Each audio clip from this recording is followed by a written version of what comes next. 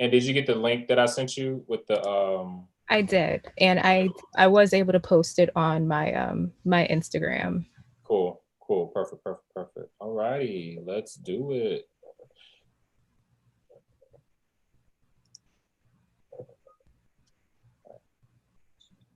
Welcome to the Teachable Podcast. We focus on providing simple solutions in the classroom. And I have the Conscious Pedagogue, and I love that word so much, pedagogue. I did not learn that word until I got into my master's program. And I was like, what is pedagogy? And they're like, yeah, it's how you teach. And I'm like, oh, okay. And I met this sister, Starr Butler, also known as Aurora from NYC, coming from the Bronx. The boogie down. Boogie Down Bronx coming through. And I gotta tell you, when I was reading your profile, reading your bio, I was like, man, she's just like me. You know, you got 6 years of education. You're like, yo, the way we teaching our kids is not working. So we gotta, we gotta give alternative. We gotta do alternative. And this entire year has been the year of alternative, the new horizons, the light at the end of the tunnel. And Miss Starr Aurora, I'm so blessed to have you on the podcast. What's up? Thank you. Thank you. Thank you for inviting me. I really, really appreciate it. And I'm definitely very, very passionate about socially responsive teaching. And that is definitely a practice that I've embraced now for about 5 years. So when it comes to our practices in the classroom, I love talking about how any educator, no matter what stage in the profession you are in, I love discussing different methods and also just around the theory of culturally responsive pedagogy to begin with. So this is a fun combo for me. Yeah, I mean, absolutely. And we're going to get into it. But I want to read, from, the sister, Dr. Zaretta Hammond. She's the author of Culturally Responsive Teaching of the Brain. And essentially, she says promoting authentic engagement and rigor amongst culturally and linguistically diverse students, right? Because you live in New York. So you have students that not only are African American, but they are of Latinx and of maybe Middle Eastern, a whole, a lot of different cultures, right? The achievement gap remains a stubborn problem for educators of culturally and linguistically diverse students. With the introduction of rigorous common core, diverse classroom needs a proven framework for optimizing students' engagement and facilitating deeper learning, right? And that keyword is deeper learning, right? It's not just teaching kids the surface level stuff, but it's getting them to think and be able to answer higher order questions, being able to give them a math problem, and not only looking at it from a memorization lens, but understanding what is the problem asking me, and what the tools do I have from my repertoire, from my practicing, from my studying, from my challenging questions from the teacher, from my challenging of my other peers, right? Mm-hmm. Culturally responsive teaching is just digging deeper into learning. It's just great learning. Right. Absolutely. So, so very simple question. Where do we go wrong? Um, I think what happens is when folks think of culturally responsive teaching practices, we automatically go to race. So, culturally responsive education is not just black and white. Culturally responsive pedagogy is taking your students' capital and then using your students' capital within your instructional practices. So, for instance, in New York, and I know with Bernie Sanders trending, you probably see a lot of memes that are based in New York settings, like the train or the hot dog stand. Those are all different symbols of New York. So for me as a teacher, especially if I'm trying to teach a concept, my students know what it's like to be in a bodega. My students know what it's like to get a hot dog from a hot dog stand. And just taking that point of reference as a way to teach a concept, or in order for me to further their understanding in a certain topic, that's what culturally responsive pedagogy entails. It's not just about what part of the world do you come from, what is your religious background. That's just one part of it. Whew, whew, bars, bars. I love it. Absolutely, right. And we have to dig deeper, right? It's not just like a tool you take out of your toolkit, right? It's a way bigger just thing. And to add to that, before we get into teacher tip of the week, Zaretta Hammond says that when we are teaching culture responsive teaching, and we think that it's like teaching multiculturalism or teaching race, like you said, right? Or celebrating diversity, when it has nothing to do with that. It's about learning, right? She says, we usually do that in schools. While those are really noble things and critical to high functioning classroom and social climate, it doesn't have anything to do with the learning capacity. She says, although there are value in seeing students' cultures, we have to focus on cognitive abilities. And she says she recommends focusing on scholars' surface culture, collectivism, and ideology common in many of the cultures our students come from. Most schools are sitting around individualism. And she says, keep your eye on your work, right? It's your test, right? And it's like a dog eat dog world where it's kind of, it's hypocrisy too sometimes, right? Because we'll say like, work as a team, but you're like, focus on you. And it's like confusion sometimes, right?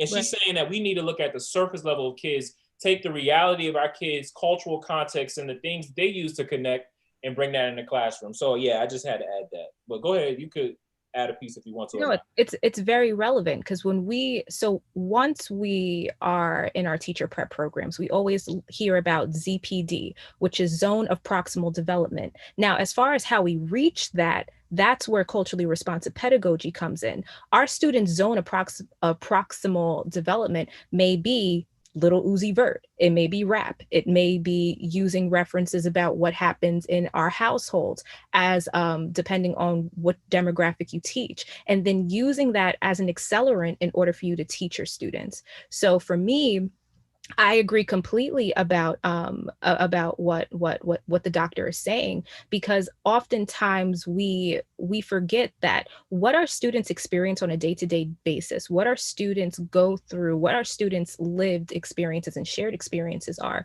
that we can use to leverage within our lessons. So I definitely appreciate the doctor's points on how to fully incorporate and what exactly culturally responsive pedagogy is.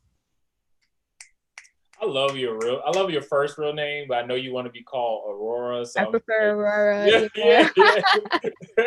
I prefer Aurora. Yeah. Thank you so much, Aurora. Thank you so much. I'm so happy to have you on the podcast. So let's get into the teacher tip of the week. So I'm on Clubhouse because I just love learning. I love networking. You know what I'm saying? I love meeting people like you. I love, just seeing what other teachers are talking about, other people are talking about. And this gentleman name is L. He is a part of the We Drop Gems Clubhouse room. I don't know if you know him, but he's an education consultant. And he gave a really good teacher tip.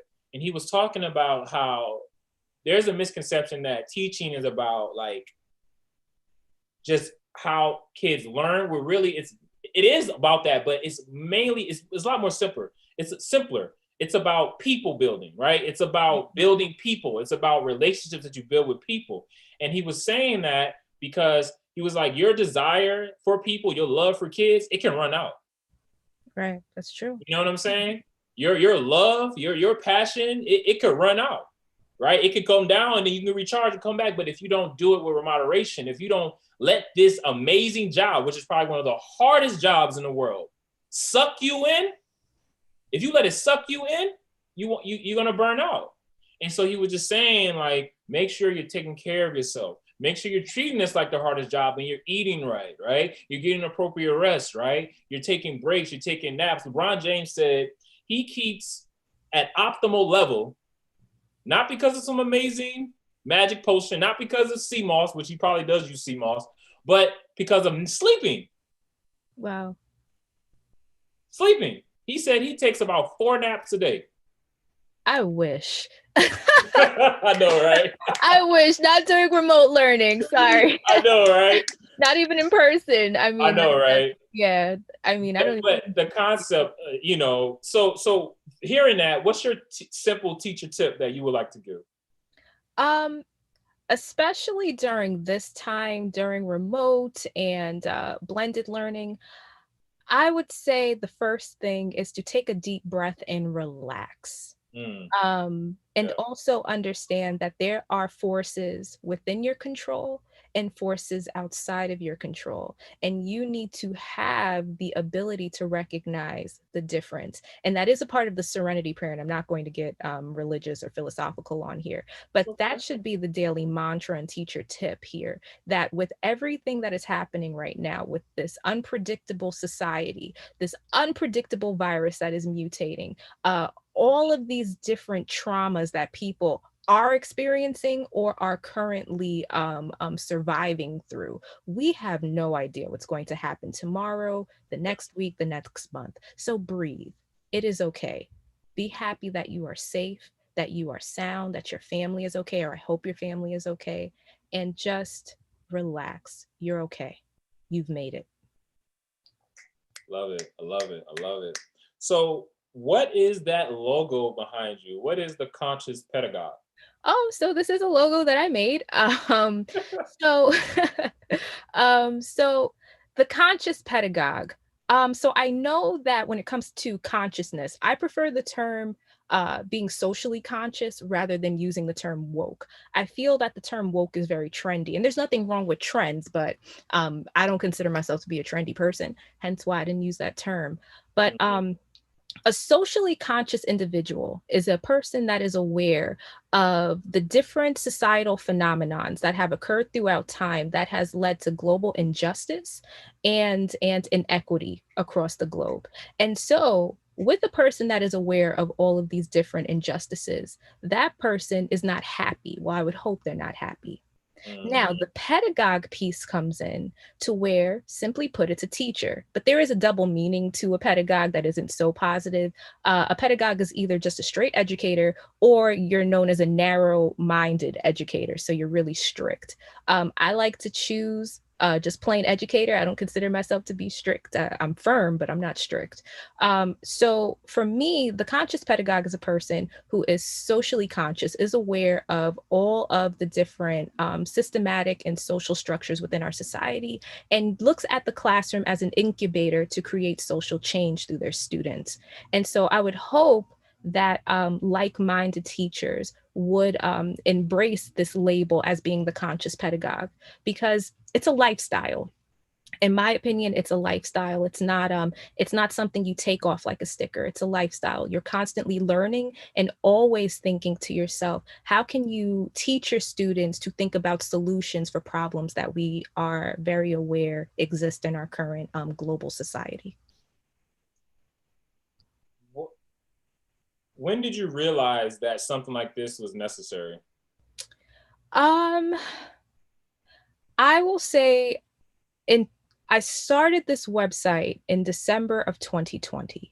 And I plan on launching it on January 29th.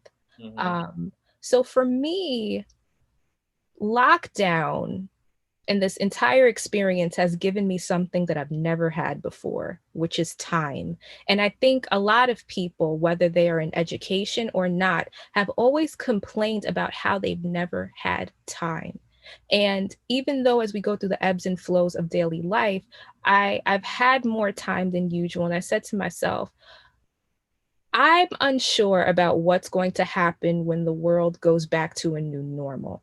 And so for me, thinking about, because I'm currently in grad school, thinking about the lovely educators I've met while I've been in grad school so far, a lot of the new incoming teachers have expressed to me that they are concerned about what they are going to do.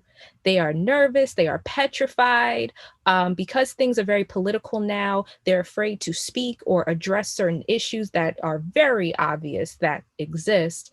And so I said to myself, well, let me do the hard lifting for you. And let me create a website in which we can foster a community in which teachers who are fed up of just being in a world that is just systematically unjust. Yeah. And aside from being able to have dialogue with other educators, teachers who may not feel that they are receiving adequate support in their school environments can use the conscious pedagogue as a way to gain access to culturally responsive worksheets. Now, for me, when I first began teaching, I never, and in my first 2 years, had real tangible examples of what a culturally responsive worksheet or a lesson even looks like.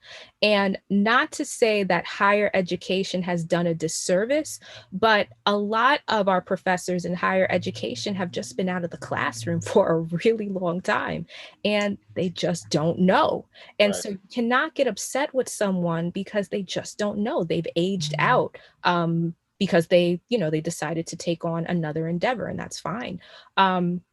So that's not good for us as incoming teachers, because we're always told to embrace socially conscious pedagogy and practices and all these cute little terms, but no one has ever given somebody a sheet that says, here's an example lesson. This is what it looks like from beginning to end, from do now to activity to PowerPoint to exit ticket. And so for me on this website, I'm actually giving away my materials for free. My philosophy for myself is I need to always challenge myself. And so I never use the same material twice. It's very, very rare.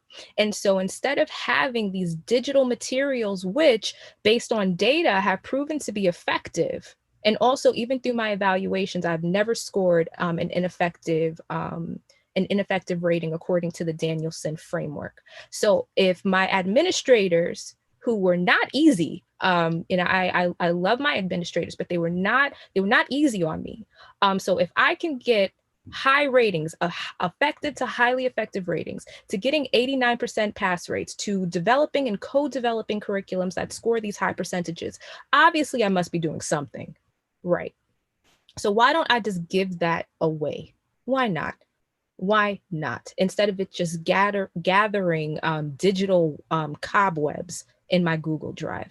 So that's my way of giving back to a community of teachers who may feel like they don't have any adequate examples in front of them.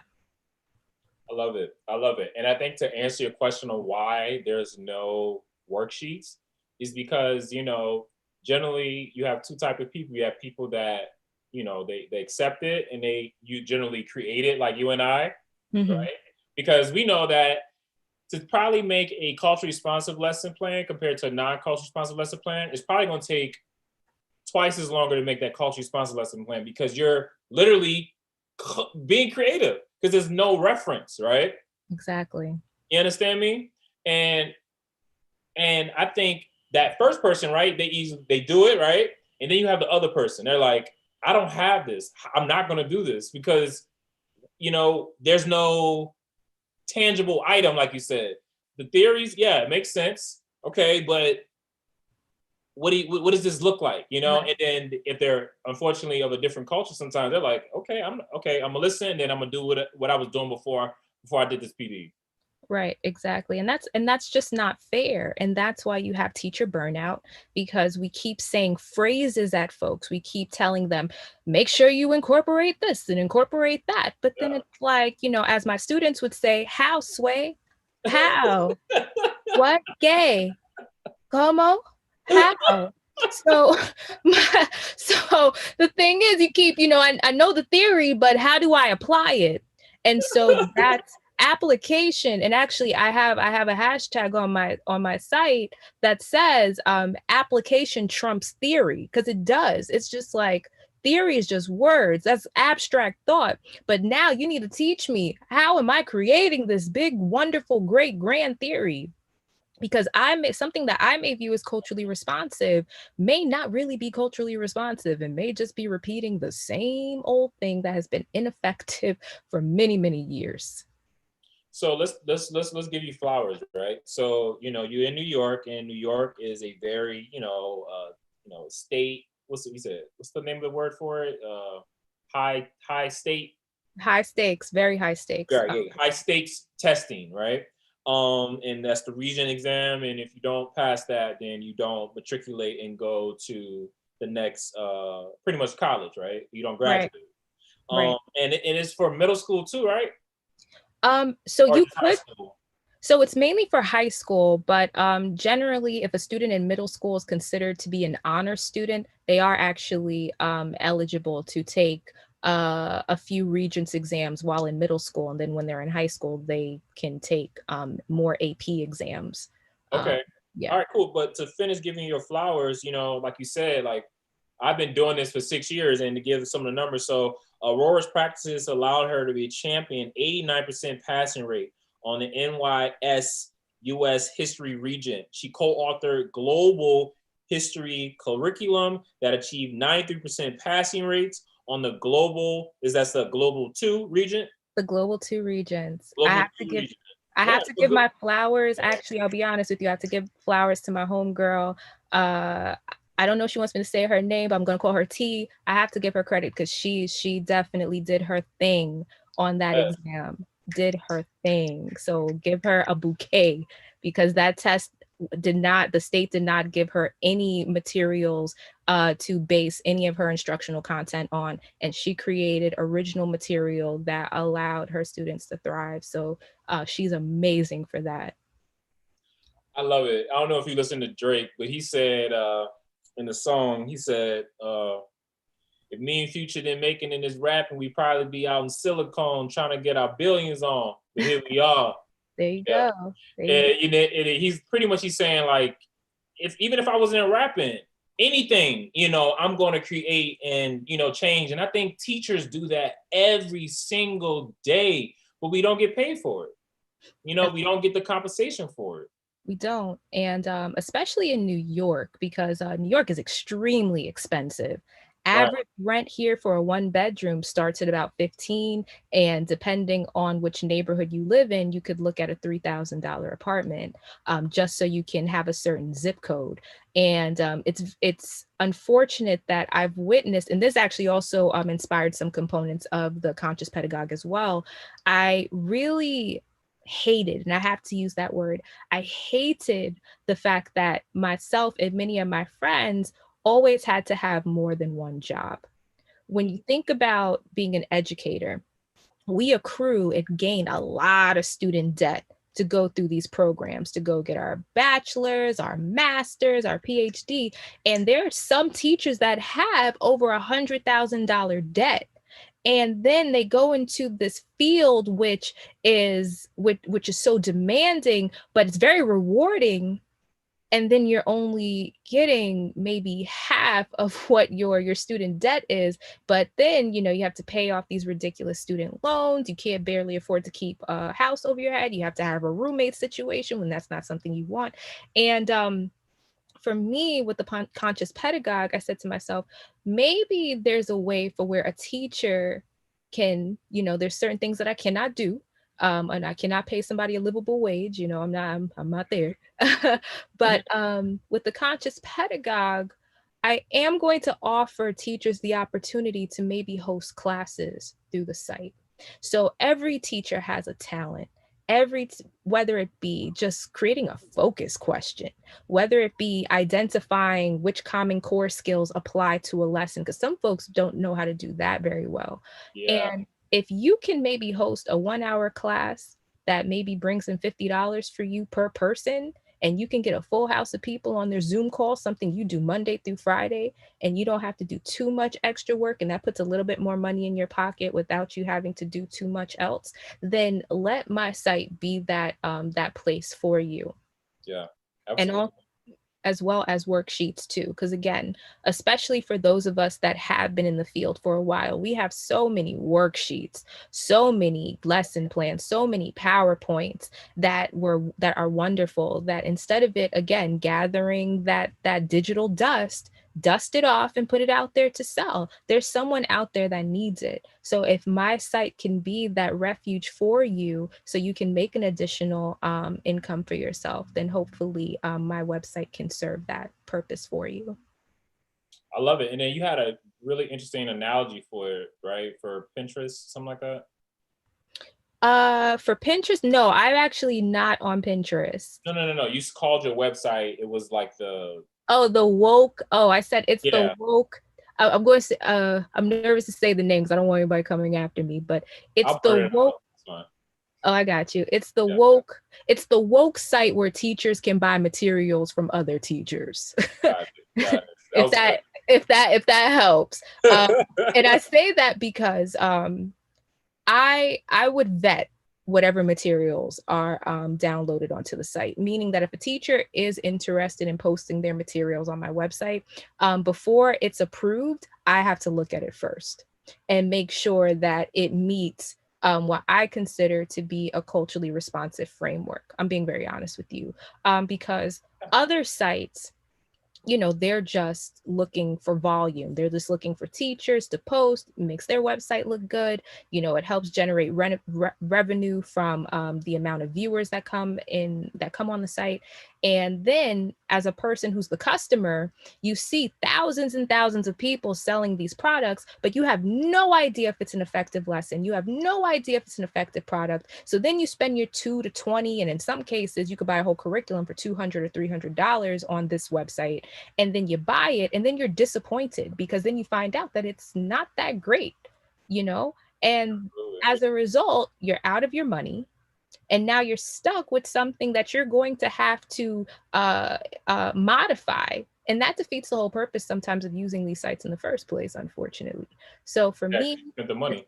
exactly. So for me, this site, anything that comes on here, I must check it out myself. And if the website becomes popular, I definitely would hire people who need to show me that they have highly effective ratings, things of that sort, in order to help me with the vetting process, because I am a full-time teacher as well. So I'm not retired. This isn't my full-time gig. I am a full-time teacher to beautiful 11th graders. So Wow, yeah. so proud of you. You are doing a thing, and I'm curious to know, like, where did you get this, passion for teaching?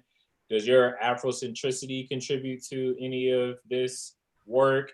Not saying that it has to, because we kind of talked about it. Like, culture responsive teaching is more than just race. It's just great teaching. It's deeper level thinking to get kids to connect our content with their reality so they can, pass these standards.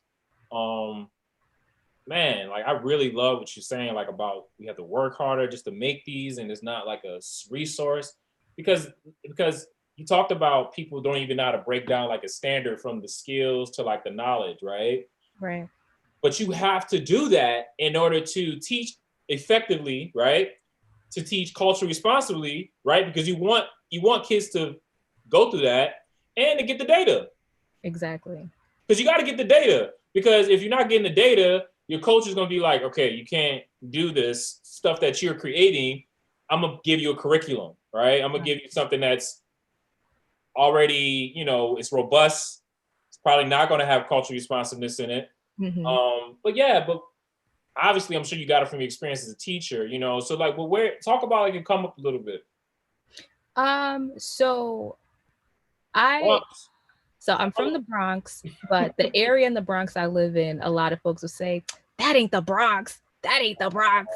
That's this. I grew up in a neighborhood that is very blended, but it does have a majority of folks that are within the Jewish faith, and also folks that identify as Irish.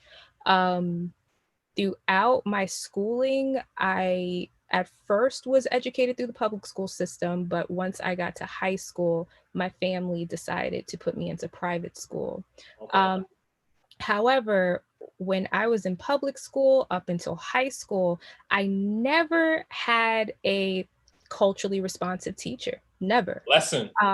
So for myself, my family is very, very socially conscious, or very conscious folks. I mean, I went to poetry events where Nikki Giovanni was the headliner as a kid. My parents took me to the Schomburg to see the Nicholas brothers before they passed on, to talk about their experiences in the movie Stormy Weather. So my entire life, outside of school, I was always immersed in Blackness. I always had to read 2 books a month on a different Black hero, female, male, and what have you. And so as a result, I just grew up just being super knowledgeable about Black history, having an appreciation for the African diaspora.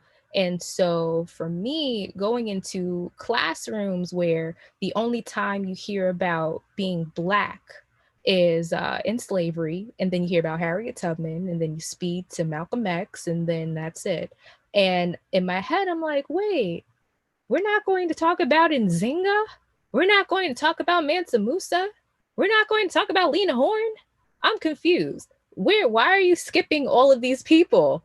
You know? And Yeah. so when I eventually became a teacher, um, initially I was afraid to do those things because you just never know. You always have to get a sense for the school that you're in, the administration that is in charge of your school. You need to get a sense of who people are, Right. because you always have to. I'll be honest with you. You always have to take a temperature of the room, and so I would say around my third year, I was very fortunate to have an instructional coach who definitely developed me into who I am today. And I attribute the educator that I am today to my instructional coach, who I am still very, very much closely connected to. I'll cut you Um, off. What's their name? You gotta shut them out. You gotta shout them out. Shout them out. I'm gonna I feel like I should text the person and say, "Hey, is it okay?" You know, I'm just we're gonna call my instructional coach TB. Boom. TB. There we go. And you know, if you follow me on Instagram, I will connect you to TB. She is amazing, phenomenal. Again, myself, my friend who I mentioned earlier, she made us who we are. She Oh, is phenomenal educator, phenomenal.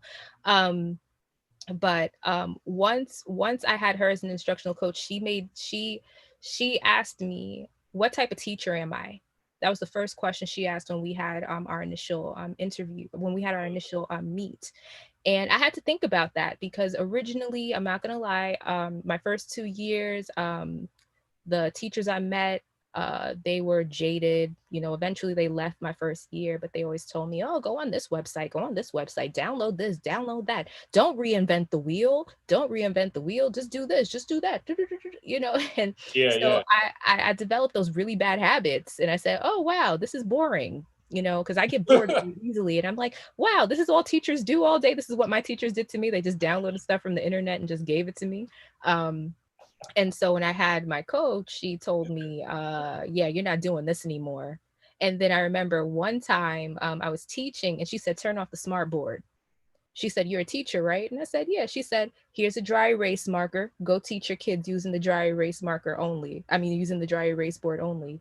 And I was like, oh, okay. And I'll be honest, that made me learn. I said, okay, I need to know my content. I need to know my content because there's no way the old school method with the chalkboards, dry erase board, you cannot, there's no PowerPoint, you don't have any notes. If you can teach a straight lesson on a chalkboard or a dry erase board without PowerPoints, you know how to teach. Let me tell you. And that's how I became a really good educator. Then she said, okay, good, you can teach. Now she said we need to increase, we need to raise it up, push it up a notch. And then she started giving me tidbits, and then I started incorporating those things. And then I was inspired one summer by a book called Lies Across America by James Lowen. And this book talks about, because I'm a history teacher, this book talks about all of these different catastrophic events in American history and how there isn't a plaque for these things, and how in America we kind of commemorate uh, events, or we embellish events to make them seem great when they were. And long story short, I said, I'm gonna have my kids read this. And I did. Like we looked at that book, we looked at some Howard Zinn, we looked at all these other books. And then that's when the kids really started to learn. I mean, they were asking me questions. They came to class every day and they said, "Hey, miss, what are we learning today?" Or I had kids who maybe I had two periods later come to me and say, "Miss, you know, I heard from your last class that you guys are learning about Yeah. why Puerto Rico isn't a state. Is that true?" Yeah. And I'm like, "Oh yeah." They're like, oh, I can't wait for this class. I got a lot to say. And I'm like, oh, okay. So then once I had that experience, that's when I said, all right, we're on to something here. And that was pretty much my educational journey. I needed somebody to push me because, unfortunately, I did not have the best mentors initially, and they taught me bad habits. And it took having a coach, but also I will say, and this maybe be additional teacher advice, talk to the other educators in your school Yeah. building. Don't think that you are an island by yourself. Do not isolate yourself, because you'll be surprised about how many teachers who are maybe the quiet ones are doing the most powerful work. And I learned so much from my colleagues, from the ELA department, from the math department, from the social studies department, because we were tight. We were the best department, whoop whoop, and still are. But we learned so much. So again, so my teaching journey began with like this straight line, and then someone pushed me to grow, and then I started growing more because I started collaborating and networking with folks within my career, within my teacher space. And then I became open-minded to incorporating things that I was at first uncomfortable about, but then I practiced it, became more comfortable, and then try to master it to the best of my ability. And then that made me who I am today, to be honest with you. I am who I am today because I had really good people around me. I had people who were passionate about the career, um, and yeah, I attribute that to the circle of folks that were in my school community. Yeah. Sounded like you was like a caterpillar, and you were just like, not reaching your potential, but you was moving in a direction, right? But just with the right guidance, and I guess the right just motivation, the right teaching, the right mentorship, you Hmm. blossom into this called conscious pedagogue, right? Yeah. And you, man, absolutely. You learn from watching other teachers, but you don't get to do that a lot Yeah, you don't. because you're teaching. You don't. Um, I know some teachers are nervous about doing it 'cause, teachers are self-conscious also. Yeah, Um, I would maybe recommend recording yourself. yeah, I mean, every school district is different. In New York City, at least from my experience, a lot of kids sign waivers where they are acknowledging that they may be recorded, and their parents kind of give permission for them to be recorded. Also, because a lot of teachers, at least here, to be certified in New York State, you actually do have to record yourself teaching and then write some 50-page paper on it. But in any case, a lot of students consent to be recorded. So if you're concerned about the legality of that, definitely check with your principal to see if you can film in your classroom. But film yourself. And then after you film yourself, you and your teacher friends sit down, and you guys say, hey, look, I recorded myself. You guys give me some feedback. Those are some tricks of the trade that you can do. And actually, that was one thing that we did in my school. We all recorded ourselves, and then we gave each other feedback when we weren't able to do visits in each other's classrooms. love it. I love it. I love it. I love it. Aurora. She's the conscious pedagogue. Man, you dropping so many gems right now. So talk about what you said. What was boring, right? You said that not doing what you like that the culture or the pedagogy that was liberating for you compared to doing it to the standard way. You said that it was boring. Can you elaborate more on that Um, for the kids? so it was boring for me and the kids. If you are bored while you're teaching, more than likely your kids are probably bored. So that's when you need to say to yourself, I need to make it a little bit more spicy. I need to spicing it up, And so for me, a boring lesson was, and everyone knows this, in 1492, Columbus sailed the ocean blue. He had 3 ships. Now let's turn that into something culturally responsive and something more engaging. Why did Christopher Columbus, this random man who was an inexperienced explorer, all of a sudden get this wonderful job to now want to sail this vast ocean? Why? Who is this random man anyway? And whatever happened to him? Because we always hear about him discovering, but then we never hear about what happened to him after. And I'll let you know what happened. He ended up dying in debt and became a drunk. So my thing is, okay, I want to learn that side of Christopher Columbus. So I said to myself, I'm a history teacher. I want to learn about all the dirty secrets. I want to know about all the skeletons that are in the closet. And let's make this a mystery. And I guess that's where that inquiry-based learning comes into play. If you make your lessons like an investigation where your students are trying to figure out, well, what's he got in the closet? What's she got in the closet? Then your kids are like, whoa, history is crazy. I didn't know they were doing this. I didn't know they were doing that.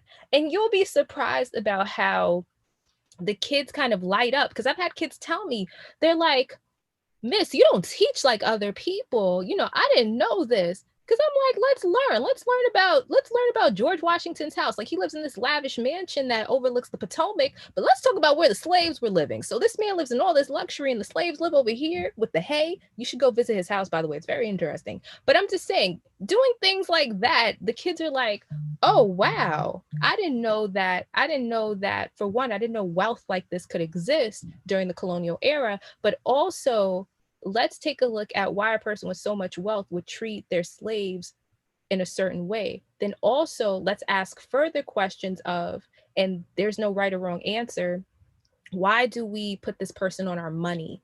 What does that symbolize? And then that's where you start having engaging conversations in your classroom, when you start having your students ask, why do we do certain things? And that's where the social consciousness comes in, because now you're questioning the values and morals of the society that you live in, where we have slave owners on our money, where we have people who have said,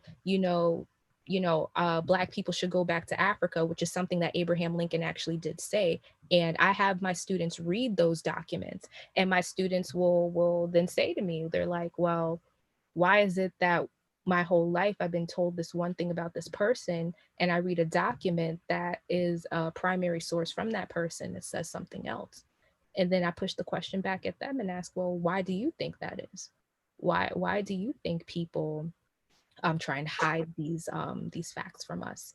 And so for me, having those conversations in the class, being able to foster that curiosity from the students, makes lessons fun and not boring and not dull. And that's where learning happens, not just memorizing facts. Anybody could do that. I mean, and also you have Google now, so it's really pointless.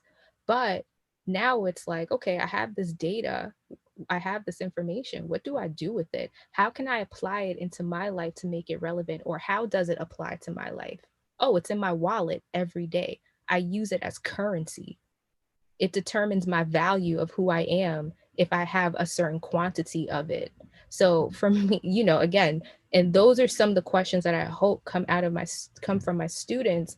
But that's what makes, I guess, my classroom, in my opinion, more fun and not dull and boring. Do you describe what you do as like liberating? It's a simple Uh, question. um, I would think so. So then, with that being said, do you consider yourself what you do activism, and that lesson plan is like a piece of active? Well, I don't want to say that. Do you consider yourself like what you do activism? Um, I don't really like to put labels on myself. I just think that I'm doing my civic duty and being an educator to my lovely students of New York City. So I mean, not to put labels on you. So more of just like speaking truth to power. When I think of an activist, I think of someone who is pushing. Someone is forced to find the truth, or is pushing people to find the truth. Where a politician, he or she has to politic, right? We have to give to get, and it's not like a forcing type thing. It's more of like a diplomatic type thing. That's what I mean. Um, so I would say, because I don't have an agenda. I'll be honest with you. I actually don't have an agenda. My thing is, I look at my practice from a culturally responsive approach that embraces multiculturalism. So my thing is, I'm going to give you multiple documents from different people, and then I'm going to ask you certain questions, and then whatever you come up with based on the evidence provided is what you come up with. But just know that the other kid sitting across from you may not agree with you. And let's have that dialogue and let's practice as young adults having these academic discussions. So when you go to the next phase of your life and you encounter maybe the issues we're talking about in the class, you'll have something to add to the conversation. Or when it comes to you figuring out what you want to do in life, maybe something in the classroom sparked your interest to become a lawyer or a judge, whatever you decide. But no, I push my students to think critically, and I push my students to be competitive in all spaces, because I'm more concerned about students once they leave high school. Are they going to be able to keep up with the rest of society? Are they able to be on par with the different academic minds, the different cultural perspectives that people have? So I just want to make sure that my students can compete in this ever in this ever growing competitive world. That's honestly my main focus. I just want my kids to be able to survive and thrive. But you have to have some type of agenda, right? Whether it is telling the truth or making sure that you know what you just said. But that's besides the point. I think I forgot what I was about to say. This has been a really great conversation. I wanted to ask you, it just passed my mind. Oh my gosh. Yeah, because you really hit a lot of these questions. Okay, here it is. So then, would you agree with this, Doctor? You ever heard of Dr. Goldie Bahamut? I have heard of her, and I actually just purchased her book. My mentor told me I need to buy her book, and so yeah, I just purchased it. Yeah, so I want to see what you think about this. So she says that teachers need to be focused on three things, especially when you're talking about teaching, kids that we serve.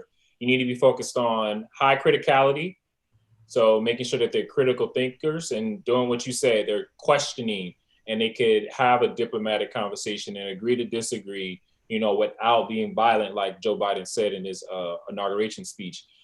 She said high intellectualism. So you want to learn not only about the United States, but we want to learn about how we relate to different countries, how we relate to different environments and contexts.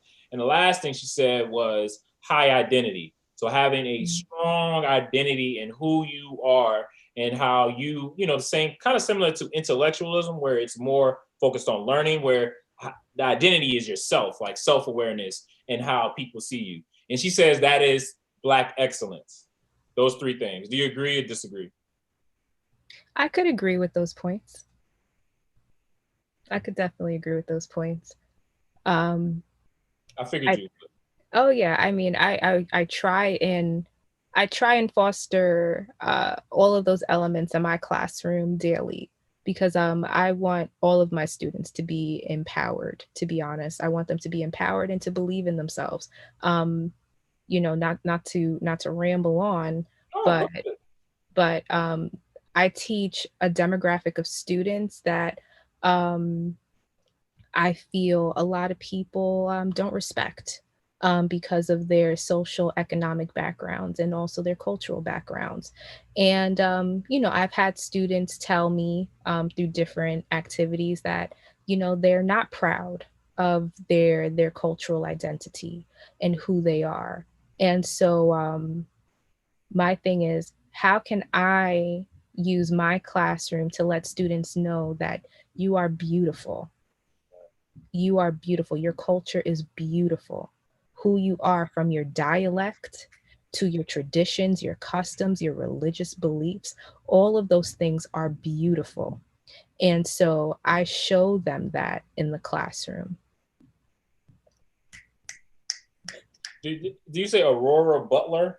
Or is just Aurora? That's your first and last name. Um, no, so I have three names. My name is Starr Aurora Butler. I prefer Aurora. I don't know why. It's just I think I'm going through that phase where I'm like, I think I want to be anonymous. I'm not anonymous anymore because now everybody on here knows my name. But yeah, no, I it took me a while to embrace Aurora. I used to not like my middle name, and then all of a sudden I'm like, no, I actually kind of like this. It's kind of cool. Love So it. Yeah. I love it. I love it. I love it. And if y'all try to look for her, it's a secret sauce to it. But if you find it, you figure it out. But I got my sister Aurora coming through. So what do you want people to get from this podcast? Um, I want them to understand that there are people out there that have the same sentiments and feelings when it comes to education as they do.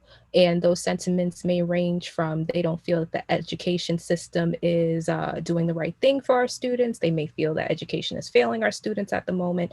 And just know that there are multiple teachers out there that may feel the same way, and they're trying to figure out what can they do to make small changes in their own way. So through my site, because there's a myriad of websites out there. There are so many different consultants and tutors. There are so many brilliant educators out there. I'm just one person. I cannot do it all.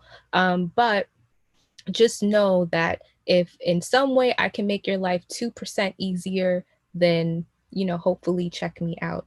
But just know that you are not alone, and there are people out there that are waking up and are trying to figure out how they can be changers in education in their own way within their little zone in the educational space. And that's Simplicity, y'all. Got my sister Starr Aurora Butler coming through out of the NYC. She's getting those scores on those exams, but she's also trying to make sure she's cultivating her kids' art, hearts, spirits. Tell us more about the Conscious Pedagogue and what's some other things you got coming up and where can they find you?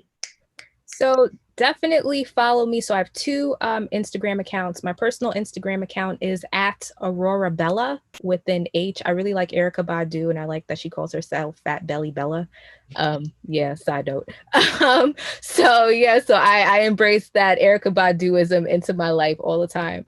Then the second way that you can find me is actually you can follow at the_conscious_pedagogue, also on Instagram. And that's where I'll make posts about new content that I posted on the site. And also, I am looking for folks who are interested in contributing to the blog. Because again, I want the Conscious Pedagogue to be about teachers, not about me. I am one person. So if you are interested in being a contributing author, if you are interested in maybe advertising yourself on the page, please reach out to me on either Instagram account. I'm the owner of both. And yeah, I'm just here to serve you. So there you go. I love it. I love it. Aurora, thank you so much for coming with us. Peace out. All right. Thank you for having me. Take care, guys. Oh, no. Wait.